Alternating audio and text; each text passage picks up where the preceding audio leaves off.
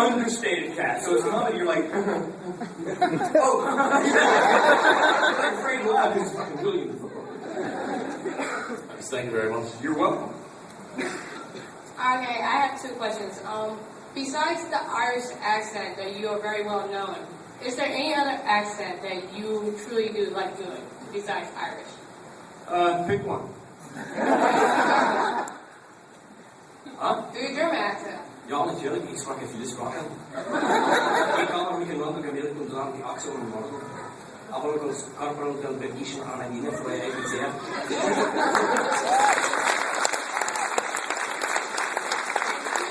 Anything else I can help you with? I can go on. But anyway, in the first movie, the scene that we are getting interrogated, how long did it took y'all guys to actually communicate and learn those languages? You say y'all like there's a collective here. Big separation. Big separation. Another one of those things. I can still recite all of my dialogue in every language today. Se si parla il francese, lo spagnolo, l'italiano non è poi difficile parlare. All that crap. From 10 years ago. It's just the way my brain works. Ritas did every scene like this. Cue cards. He's like, schnickney, pala stinks. What the fuck, Flanery? I didn't say that.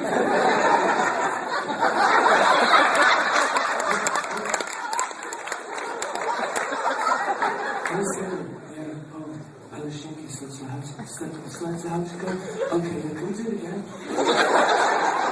Swear to fucking God. Cue cards everywhere. And fucking William Dafoe, he's like, that's his last scene of the day, so he didn't give a fuck. We got like 8 scenes after that, and William Dafoe, the camera was going around in a circle, if you guys remember that, right? Every time the camera was up in front of William, and you can't see William's face, he's doing this to read his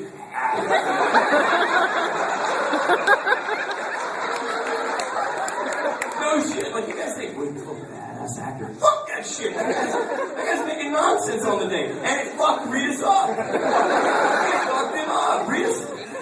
That shit was edited together to make that motherfucker look like he's spoken language. Even on the day, he was like, in between things, how do you pronounce it? And if you remember, like, we both spoke like different shit. You know, that motherfucker, oh, I knew his shit. It was telling me, it's that shit, Palisinki's flesh, Lahachko. Lahachko. Lahachko? No, not Lahachko, bro. Lahachko. Lahachko. Think Russian, like, I crush testics like plastic bubble.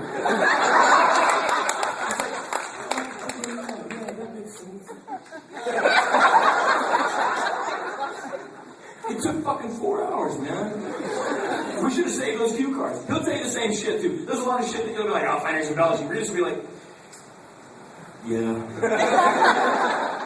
Yeah. Alright, thank you. You're very welcome. Alright, Nick, I was just wondering, both Boondock Saints are badass, by the way, and Powder was a great movie, but do you yourself own any guns and go shooting at all? From Texas. You guys have known me 45 minutes. What the fuck do you guys think? You're goddamn right I do. And if you think there's a possibility that I would let somebody potentially break into my house and do harm to something that I love without providing myself the ability to retaliate and defend them, you're out of your fucking mind.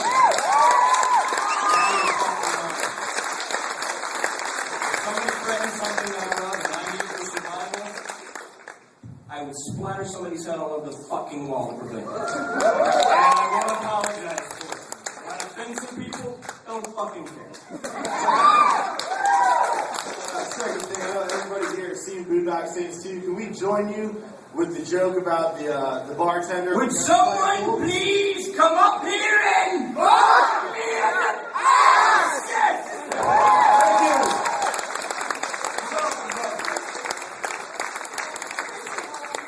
Boondock Saints is my favorite movie ever, and I'm only 14, so I probably need to keep up. That's a good point. That's a good point. I think you committed a crime, didn't you? Shit's on video, too. Well, what was it like working with Doc? And Doc's character? You guys probably think Doc has Tourette's because he's that good of an actor. That motherfucker's a linguist. I'm not kidding. That guy is, He's a thespian from the thespian days, you know what I mean? Like classically trained, and he's a good dude. A good dude. Having said that, if somebody wasn't, I'd tell you guys. I would fucking tell you. But Doc is a good dude, classically trained, and a wonderful actor. Wonderful actor. When I met him, I thought, wow, where'd you find a guy with real dreads, you know? Good. Good. Thank you. You're very welcome. I got 2 questions. Uh-huh. First one is, which one of the sidekicks do you like better, Romeo or Rocco? Fucking Rocco. Yes, I've worked with Lucas again. Yes, I like Rocco better. Of course, brother. And yourself?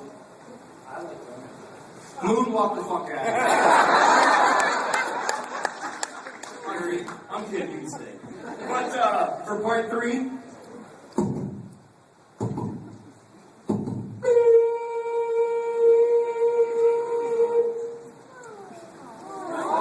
I'm kidding! Fucking come on, man!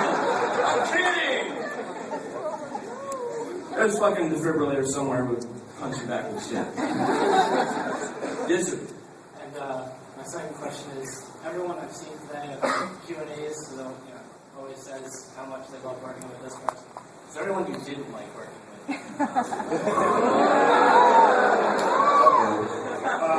Yeah. You know, there's some of those stories, but I'll give you one. You know, stereotypes are there for a reason. You know, they're for repetitive action, and people start to talk. I've never, in my course of my existence, I've never come across one stereotype where I'm like, wow, that was some made up shit. That doesn't make sense to me at all. Normally they're founded in something real. Well, I'll tell you one story. I did a movie called, it was called Detox, but they retitled it I See You with Sylvester Stallone. And everybody, thank you. But it was, God, I can't believe anybody saw that. Anyway, I mean, it was one of those things I did with Sylvester Stallone movies. I can, tell my kids one day, like, this is the best Stallone movie, But on the day, everybody was talking, like, Stallone, he's, don't look at the eye, and back out of the room, and all this other shit. We shot this in 1998. Sometimes you hear, bad things. One time that's wrong, and I've heard it from a number of different people. This guy was in, I think, 1990. It was one of Mike Tyson's last fights. We were shooting in Vancouver, and this was when Planet Hollywood was still around. The motherfucker closed Planet Hollywood, invited me to go watch the Tyson fight, and then when I fessed up to him, I'm like, dude, my best friend T would never believe that I'm sitting here with, Rocky. He's like, hey, give me the phone. He's like, yeah, D, you're fucking Rocky, you're watching Tyson. And I was like, fuck, dude. The guy's the coolest motherfucker I've ever met. Like the regularest dude. And everybody's like, he's 5'2". I'm like, okay, then I'm 5'3". If he's 5'2", the guy's like my height. He's the nicest cat in the world.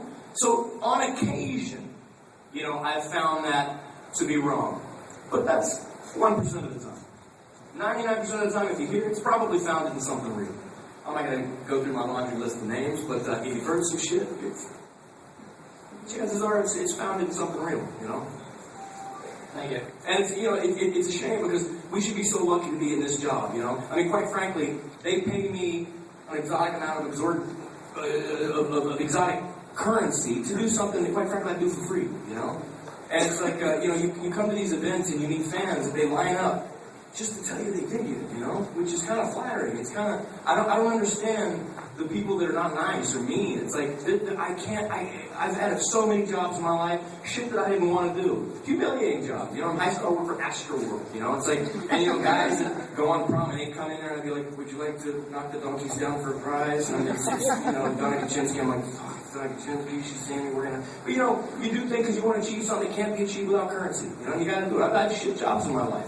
This is like the stupidest, easiest job. It's the most flattering job in the world. So when you meet people that are bitter and angry, it makes no sense to me, because we should be so lucky, especially in this economy, to have a job that's this easy and gratifying. It's just, it's. I'm very grateful. I'm grateful that I come in a room and this many people show up just to hear you babble about your stories, So shame on the cats if they're not nice, There's a lot of bad shit going on in the world. You got worse things to fear than having a trailer filled with food in between takes.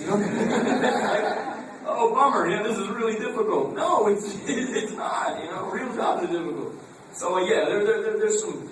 I work with some people that are truly ungrateful, and I can't believe they continue to work. But the majority of the people you meet are really nice. You know, I've made some great friends in this industry. You know, I have friends that I'll have the rest of my life, and I'm very thankful for that. You know.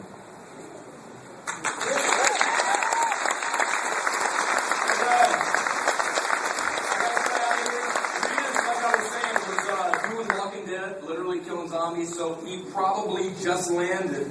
And for you guys that missed him, wanted to sign something, I'm sure he's just getting to the booth right now. But thanks so much for showing